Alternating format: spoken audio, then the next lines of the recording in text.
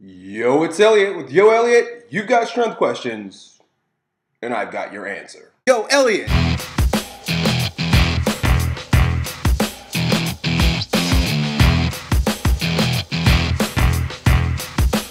Today we've got a question from our buddy C Kane 001. Let's check it out. Yo, Elliot, talk to me about knee pain.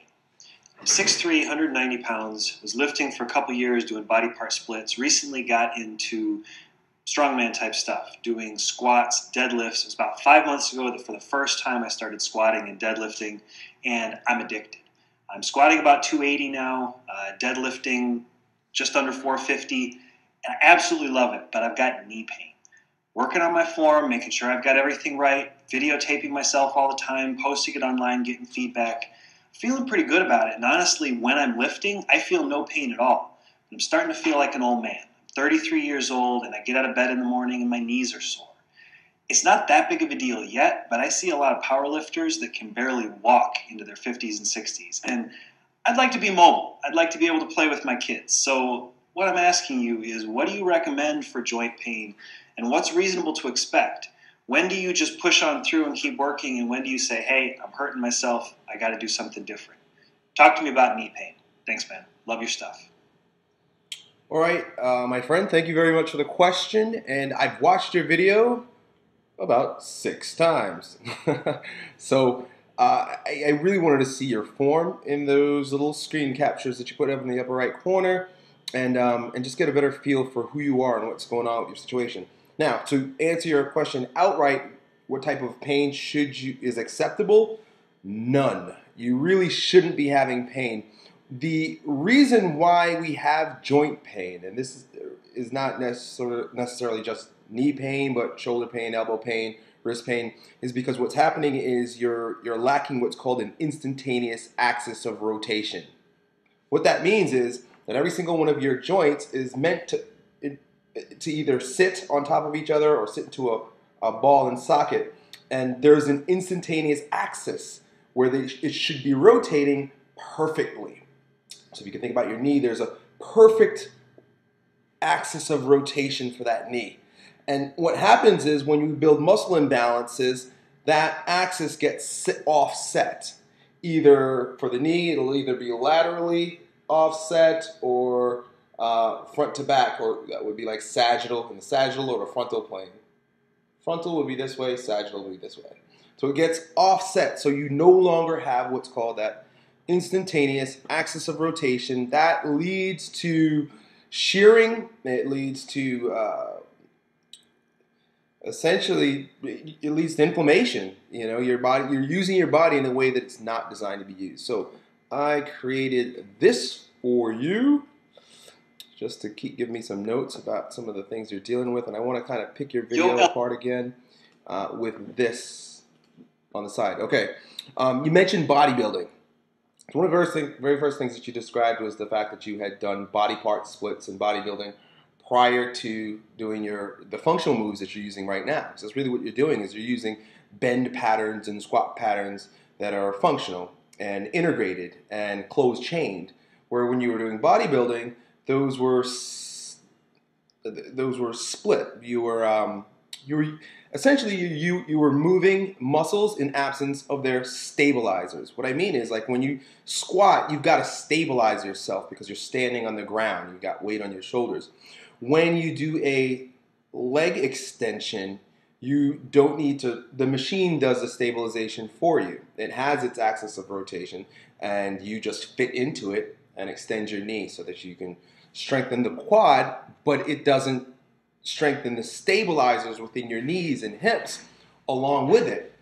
So what you end up having is a really strong muscle and ligaments and joints, all the tiny little stabilizer muscles within the knee, not as strong as the gigantic quadricep that you went building up. So the very first problem that you're going to have is movement.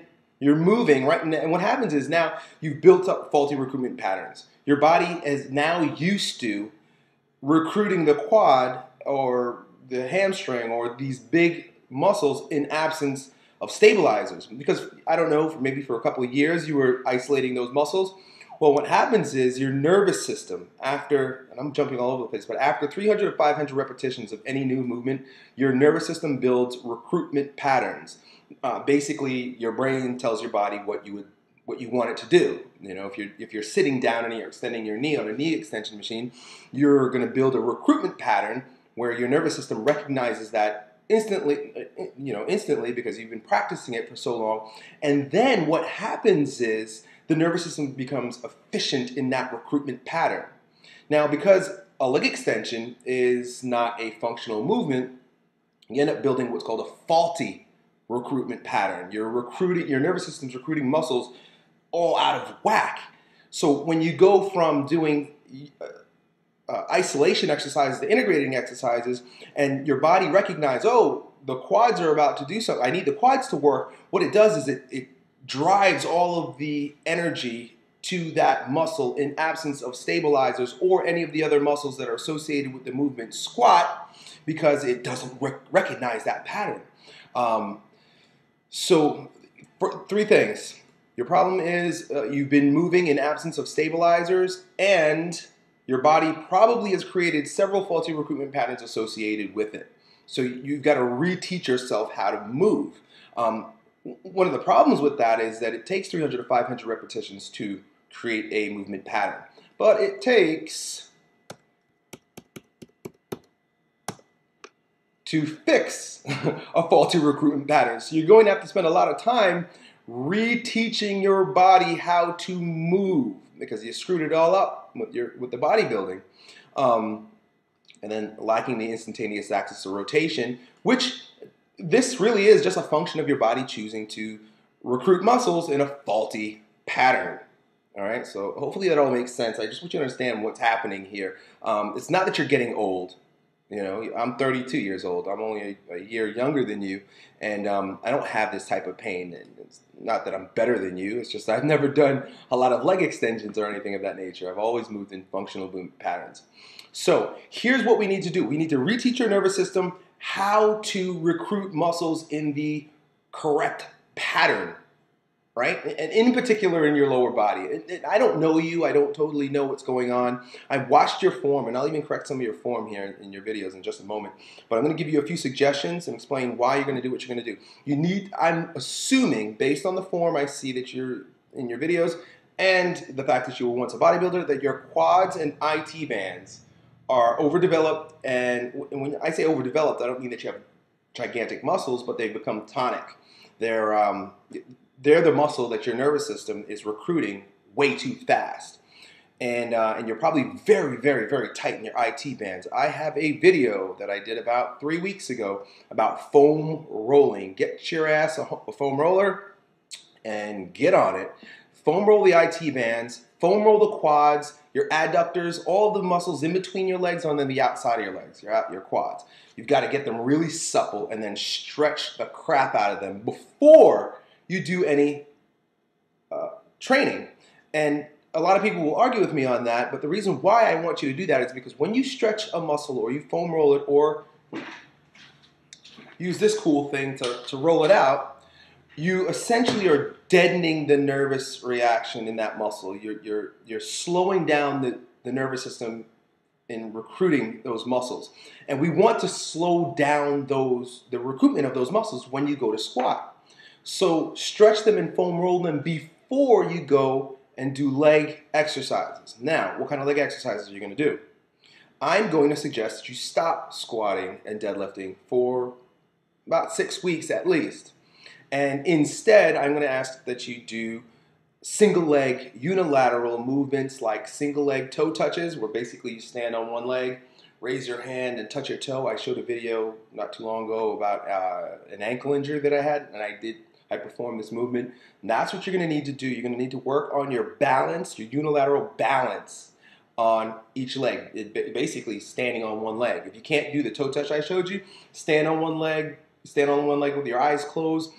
The reason why this is important, and a lot of people also don't understand and would argue about, balance training.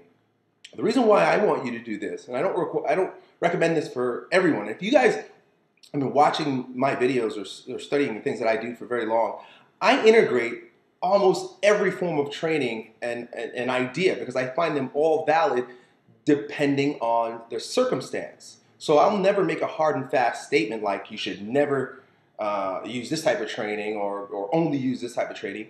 It all depends. So right now I'm telling you, you need to do the proprioceptive, close your eyes, balance type stuff that a lot of people, including myself, have made fun of in the past. You need to do it.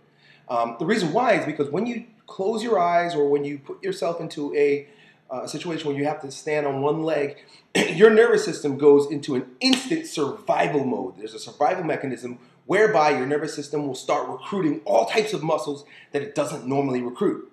So the normal situation and the easy pattern for your nervous system to traverse is grab the quads, let's go. But now when you stand on one leg, you're about to fall over. Your body says, oh shit, I'm about to fall off a cliff or I'm gonna die. You know, this is just the primal response by your nervous system. And what it does is it starts recruiting all types of muscles that have been laying dormant for a long time. And that includes your stabilizers, all the muscles that I described earlier that you have been training in absence of, and your nervous system for several months or years basically says, well, we don't need these because we've got a machine to stabilize for us. So what I wrote here is survival mechanism scares your sleeping muscles into an awake state while breaking those faulty recruitment patterns.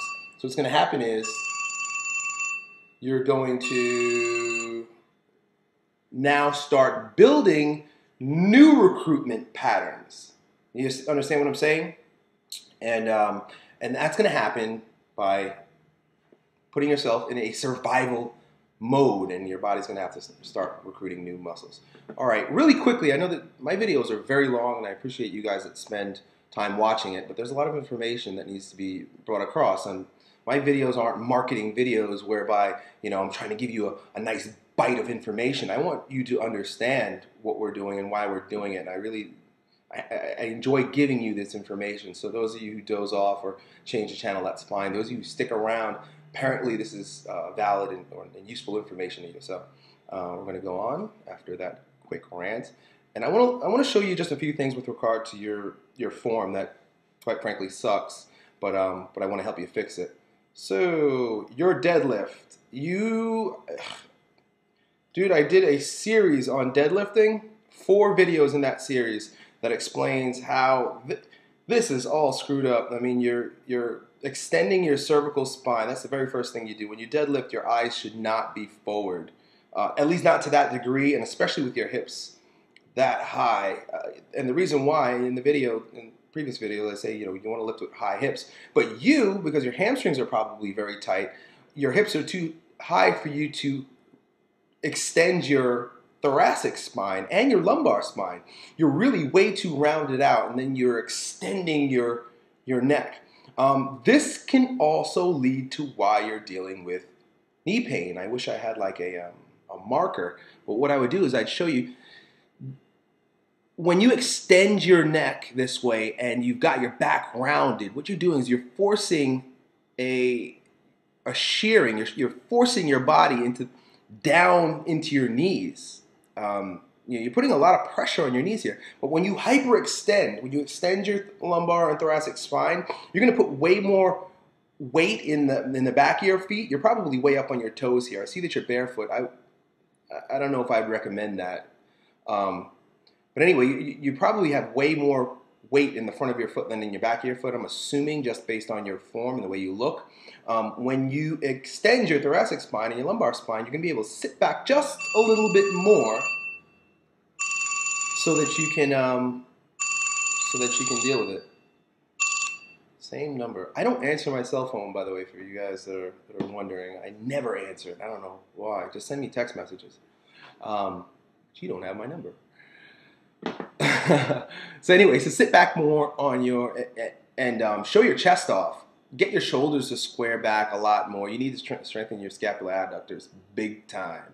I mean, fix your deadlift form up, or just stop doing it and work on the unilateral exercise that I described earlier. Do your single leg toe touches, but also work in some lunges, some reverse lunges, side lunges, Bulgarian squats, single leg deadlifts, things of that nature. if you don't know what I'm talking about, do a Google search on unilateral exercises. You're going to need to do more unilateral work, single leg work. Your squat also. From the angle that you're giving me, I don't know much of what's going on, but it looks like your elbows are pointing back way too much, so you're probably leaning forward quite a bit. That's another reason why you might end up having problems in your knee. The other thing is, I noticed that your footing, you're not comfortable in your footing. Deadlifting just under 450. Yeah, look at, there you go. You just shifted. You just shifted your feet. That means that you weren't never really comfortable in your squat to begin with. Boom. Let's see if we can get it again. Well, anyway, I wonder if that left foot, the one that you shifted, is the one that you're having problems with. Boom, you come up and then you drop and then you bring your heels in. That's an indication also that your IT bands are tight. So I know that when you get on the foam roller, you're going to feel like hell. And your overhead press is not that bad. So that's it, my man. Hopefully, I really want to help you out. That's why I took your video. You seem like a pretty cool dude. So let me know in a few weeks, 6 weeks or so, after you start foam rolling, stretching, doing the unilateral balance type work in absence of squats, and then reintroduce the squats at a lighter weight, working on your form. Watch some of my videos that talk about squat form and deadlift form, and then let me know how it works out for you. Thanks for your question. Thank you, all of you guys, for sending me video questions. And that's it. I'll talk to you next time. Yo, Elliot.